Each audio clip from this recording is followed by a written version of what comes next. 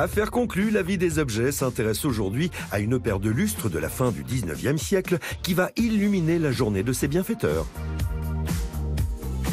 Revenons tout d'abord sur l'expertise de cet objet apporté par Isabelle, 56 ans, venue de Lourdes. Bonjour. Bonjour, Bonjour enchantée. Isabelle. Alors, des lustres Art Nouveau? Alors, on est un petit peu avant l'Art Entre les Nouveau. deux. Ça nous rappelle le style Louis XVI. En revanche, la forme générale est totalement nouvelle. C'est un style éclectique, ce qu'on aimait à la fin du 19e siècle. En bronze, hein? Alors, c'est en bronze. Ces lustres ont été créés dès l'origine pour l'électricité, à la fin du 19e siècle. Les tulipes, puis il y en avait 18 à l'origine, et là, il n'y en a plus que 17 parce qu'il y en a eu accidentés. Vous allez les estimer combien? On peut donner une estimation de 500 € par lustre, ce qui fait 1 000 € pour la paire. Ah oui, quand même.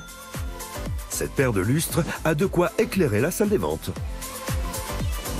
Bonjour, Bonjour, madame. Bonjour madame. Enchantée. Ces lustres ne sont pas en bon état. Alors, ce qui m'intéresse, c'est de pouvoir les restaurer, de les présenter dans ma boutique finis. Je m'aperçois qu'il y a des branches qui sont cassées. Attendez, je vais voir de plus près. Moi, je mets des lunettes pour Tu y vas aller voir. parce que Mais habituellement, on n'a pas de paire de lustres à l'émission. Le gros problème, c'est que tout le monde va, je pense, vouloir ces lustres. on attaque. 200 €. 300. 500, 600. 800. Si je les veux, il va falloir que je commence un peu fort. 900. 1800, Polo. Mais je m'aperçois que ça ne suffit pas. 2600. Alors, 2009. 3000. 50. Et ça continue. 3200. 50. Ça continue. 3499. Donc, il faut suivre.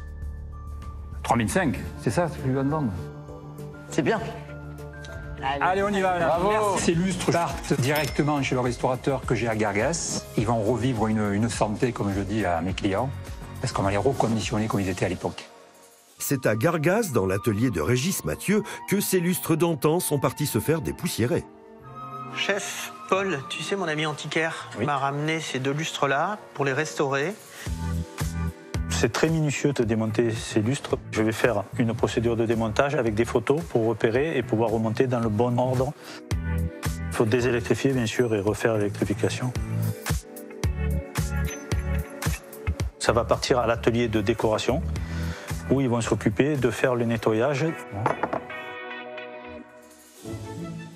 Après un démontage chirurgical, Jean-Louis confie les précieuses pièces à David pour une thalasso aux petits oignons.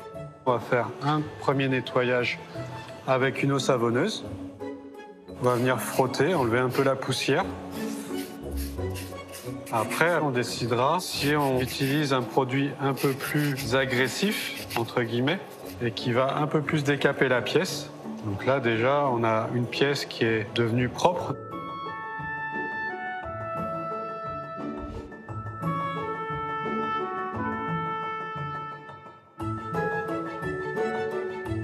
J'ai décidé de passer un petit coup de polissage pour avoir une meilleure adhérence au niveau des bandes dorées.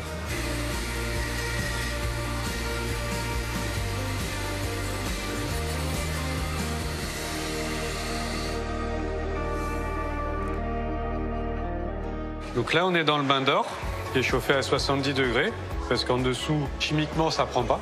Des boules pour éviter une évaporation du bain et surtout garder sa chaleur. Cette opération va être faite sur les deux lustres, donc sur une centaine de pièces au total. À chaque pièce dorée est calculée sa surface et donc aura son temps de dorure. Nous arrivons au terme des 6 minutes. La couleur est tout à fait correcte. On va pouvoir faire la même chose à toutes les pièces des deux lustres.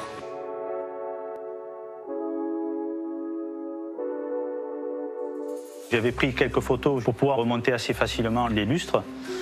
Donc je vais m'aider avec ça. Je vais commencer par mettre les pelles. J'ai un petit adaptateur qui va me permettre de recevoir le culot de la douille. J'ai déjà préparé les fils électriques. Quand c'est un petit peu tortueux ou qu'il y a quelques petites difficultés, on s'aide d'une petite chaînette que l'on fait passer dans le bras. Voilà, je récupère la chaînette, je fais glisser.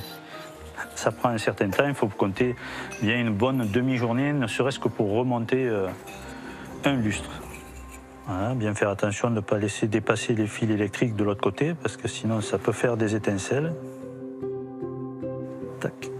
Faut faire attention en serrant les pièces de ne pas pincer un fil électrique. On va assembler la partie du haut pour pouvoir accrocher le lustre et pouvoir travailler après sur la partie du bas. Hop. Pour pouvoir travailler plus facilement sur le bas du lustre que je vais commencer à assembler.